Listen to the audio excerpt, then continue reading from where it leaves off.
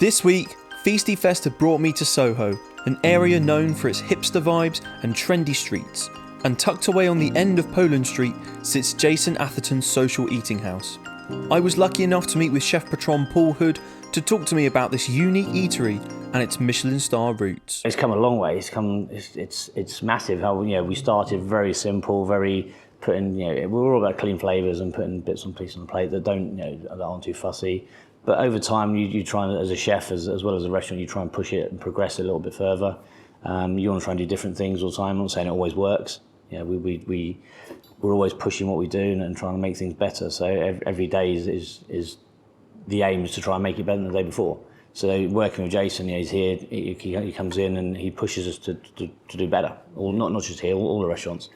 We sit down, we catch up over menus, and Jason has an idea of what he wants to try. So we try some dishes and bits and pieces, and we evolve dishes and put them on the menu.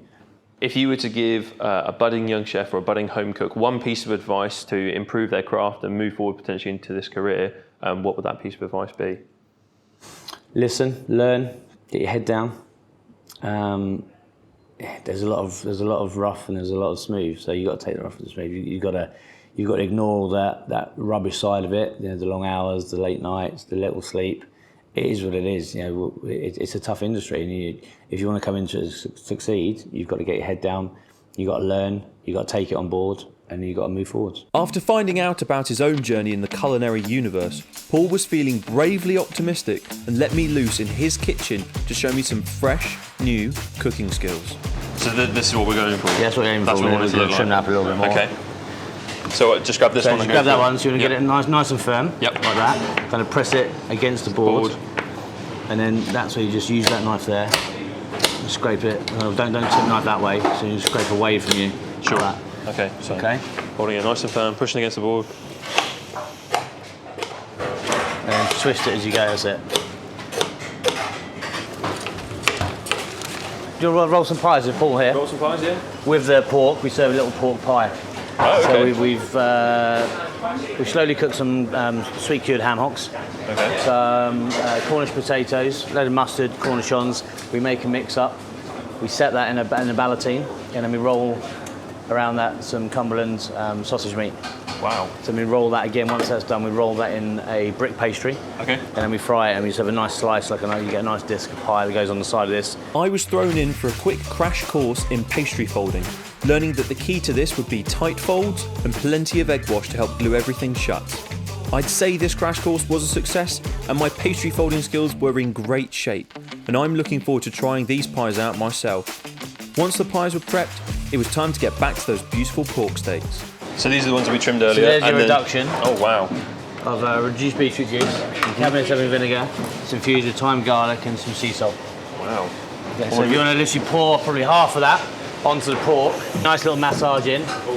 And I feel like this is like your Barry White moment, with like some sort of sensual music coming on now.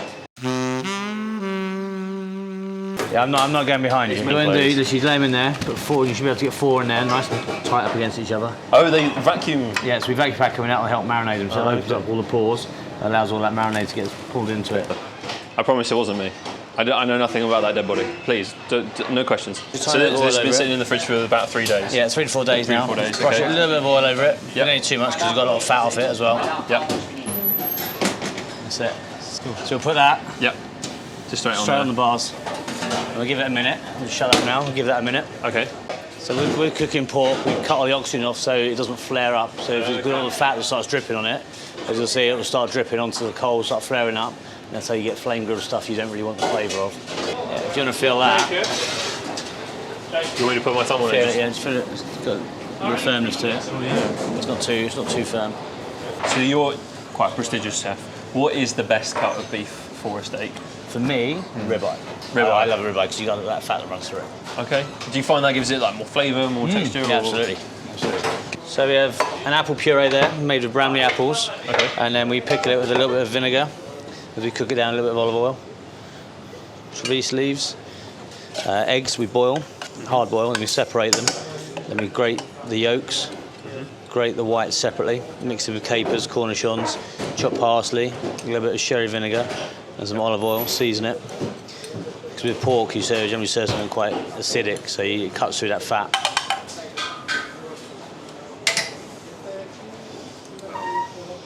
So that'll go on the plate there. Okay.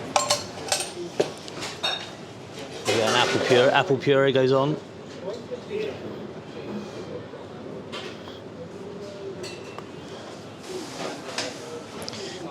Okay, so there's your pork pie you rolled earlier. Oh, this is one of the ones that I rolled? This one you rolled earlier. Oh my goodness. There's the pork we put on there. There's a little bit of extra pork we put on the side. So we send that up on the side. You got a little bit of sauce and lardo there, please. And we take some of our wild leaves, Trevice leaves, that are quite bitter. And we dress those over so you get a bit of like a white wine pork sauce. Serve on the side with a little bit of diced lardo through it, so a little bit of back fat that's been salted and cured. Okay. And that's your dish.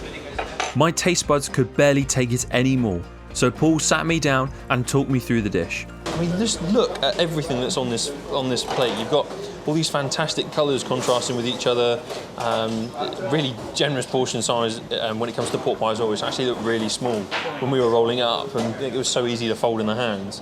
I'm just going to dive straight in. I think I'm going to go for the pork first.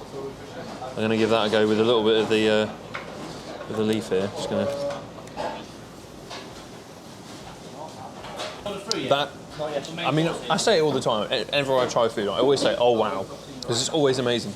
But this has just blown me away. The pork steak itself has got so much flavour and richness to it, and it's so moist. It's not chewy. It's not tough. It's just delicious. Thank you for joining me here at the Social Eating House in Soho. A big thank you to Paul and all the amazing chefs that I've had the privilege of meeting here today. And if you want to see more content like this, then why don't you follow along for more exciting videos where you can improve your own chef craft at home as well. And make sure to come down to Big Feasty 2022. There's going to be a whole tent full of demonstrations where you can up your game at home in the kitchen.